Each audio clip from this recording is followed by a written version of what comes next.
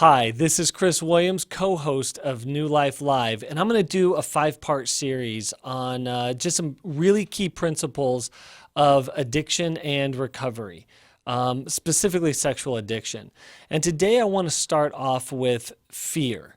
And this may sound kind of strange. It's like, how isn't fear a negative thing? Isn't fear kind of one of the things that drives sexual addiction? How could it be a positive attribute?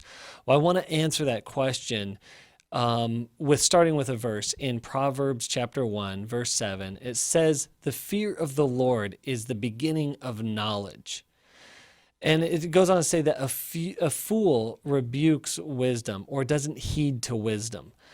And where fear comes in as a really positive attribute is when we connect to the reality of sexual destructive behavior. When we play out the consequences over a long period of times and we see where this will lead, we see what this is causing in our own life, in the lives of others, there should be a tremendous amount of healthy fear in that. I fear causing destruction. I fear causing harm. I fear this going on longer.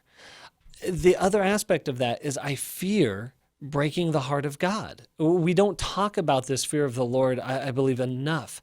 And it's something that, for me, it's kind of at times hard to get my head around.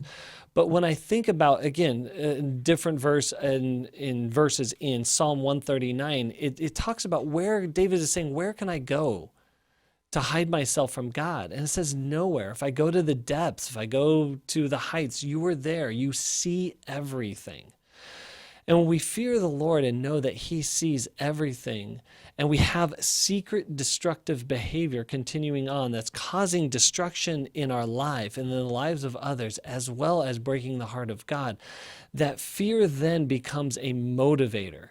And the positive motivator of fear is to move us into action. It's to not to paralyze us in indecision or inaction, but to move us into solution. And so if sexual addiction or sexually destructive behavior is something that you are struggling with, in a very healthy way, I want you to be able to connect to the fear, the healthy fear of the consequences and destruction that this is causing. I want you to connect to the reality that God is not blind to this. Of course, he comes at it with great understanding and compassion, but he also comes at it with a broken heart for the destruction that it is causing. Connect with fear, and then take that fear and give us a call, 1-800-NEW-LIFE. We can help you with what you're struggling with in sexual destructive behavior, and we will help move you along the next step.